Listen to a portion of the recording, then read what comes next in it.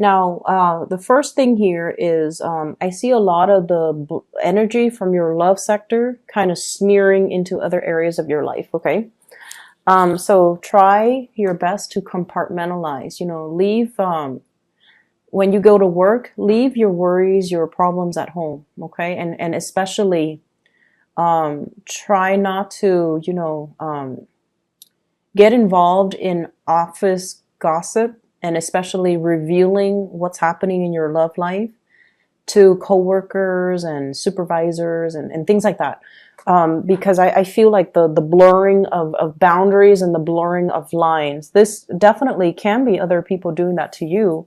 And I definitely see like office romance as well for some of you, where you're kind of, you're trying to keep things hidden. Okay.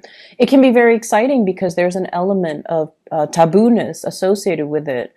But at the same time, I feel like it might interfere with your productivity. It might interfere with your work. And so just, try to compartmentalize and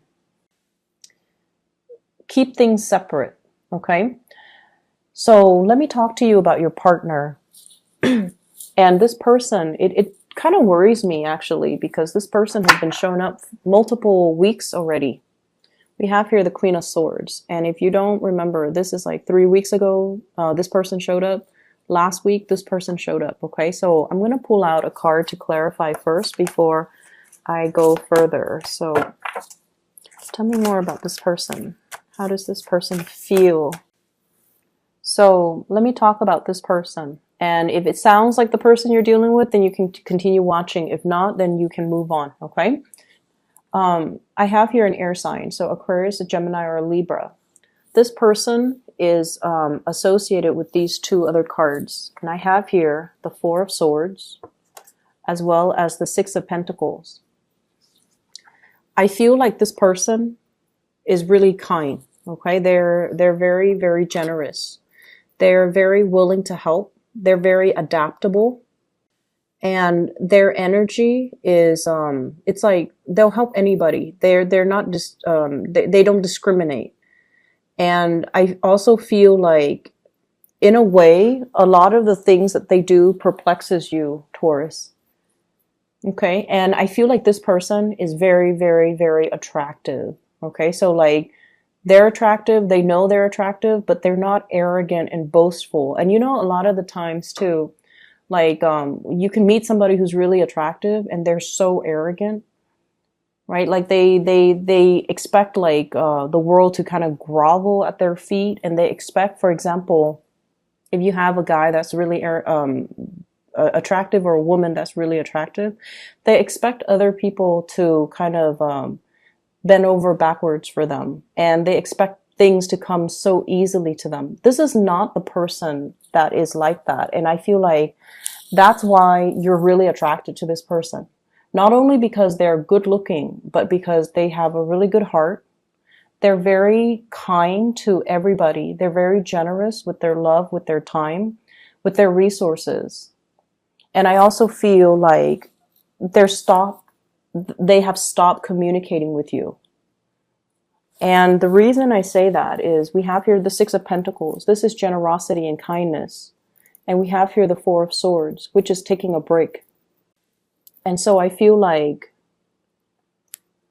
they're withdrawing. And when an air sign withdraws, you feel the chill in the air. Okay. When their presence is no longer felt around you, when they stop communicating with you, or when they have withdrawn their feelings, it feels icy and cold and uncomfortable. And as an earth sign, you're going to feel it.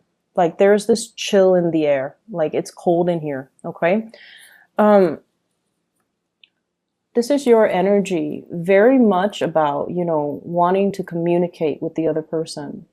Do you want to go get coffee? Do you want to go out? Do you want to come over and play? Do you want to watch a movie? Like wanting to make a connection with another person. So this is you trying to reach out, trying to make that connection, trying to warm up the other person. And I feel like it's being met with resistance. And for whatever reason, I feel like, it's a continuation of last week, where there was a separation. Somebody was physically withdrawing, or there was a physical, emotional separation between you and another person. And I feel like as a result of it, you're feeling this chill in the air, and you're trying to get them back. You're trying to draw them back in. And I feel like, it starts out in a very lighthearted way. But the other person also feel that you're very flirtatious, and you might say a lot of things that you don't mean, and you make light of situations. They're a very serious person. Whatever they say, there's a reason why they say it. It's not for fun and games. And I feel like they think you might be a little bit too hot-headed, and which is weird because you guys are not hot-headed. But who knows? They think that you're not reliable, and they think that you say things that you don't mean. And then I see you as well trying to make the connection with the other person, trying to send the messages, trying to keep that connection alive. And they feel like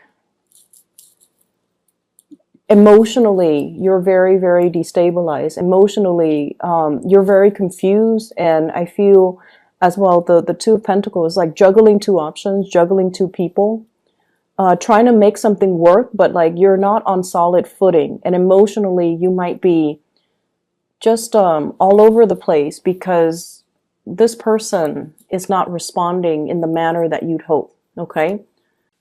And the fact that, this person has been around in the reading for the past few weeks indicates to me that their presence is really, really strong around you. It's like their presence is so strong that if you're not getting the communication from them, that's why it's destabilizing other areas of your life. And so in terms of the outcome in this situation, I have here the Two of Pentacles, juggling two relationships, and the Seven of Swords. And the Seven of Swords is sneaky behavior. This is sort of like doing things that are not out in the open, having some type of a clandestine interaction, affair, love relationship, or communication where things are not out in the open. No one really knows about it. So I feel like there is heavy work related energy where you might be seeing somebody at work. You might be interested in them. There might be, the flirtation and things like that. But I definitely feel like someone has gotten really cold. And I feel there were like, it started out very playful, but for whatever reason, it crossed the line. So the two of you might have been intimate with each other, and now things are really awkward. That's what it feels like to me. And at the same time, I feel like they're holding back their communication on purpose, because I feel there's an element of them not trusting you. And they're also holding back the communication. Like they're getting the communication. I mean, the swords are puncturing through this cave, but they're trying to avoid it. They're trying to avoid escalating things to that next level. Okay? So because of that, we have the rest of your reading here, which deals with a process where I feel like you're doing some major reassessment. Were my words too harsh? Was I being fair? Was I being mean? Was I operating, from a space of high vibration, or was I being petty and insecure? Did I say, did I overstep my boundaries when it comes to communication? And I feel like this is something that's playing out in all areas of your life, but the communication is heavily, heavily emphasized in this spread here, where I feel like you have a really good sense of humor. Most Taurian people, male and females, you guys are really witty, and you guys have a really dry sense of humor, which I appreciate. But I feel like if you're dealing with someone who's very, very delicate, and keep in mind, this is somebody who's very delicate. Okay, they've been hurt many times before, and they put up this steely, frozen exterior, but deep down, they're very, very sensitive. And I feel like you're running back through time, like trying to figure out, why are they withdrawing? I see you, this person aside, okay? I see you just reassessing reassessing like the way you communicate, reassessing, am I getting my message across? Reassessing, do I need to dumb down my language, my vocabulary, my skills and my expertise in order to cater to the lay person? I feel that element coming through. Not that you're better than anybody, but I feel like you're trying to get something off the ground. You're trying to get people on board and you're trying to help other people. So you might be in a position where you're teaching, you're giving out advice, you're giving people physical things to help themselves. You're trying to, alleviate the situation for a group of people.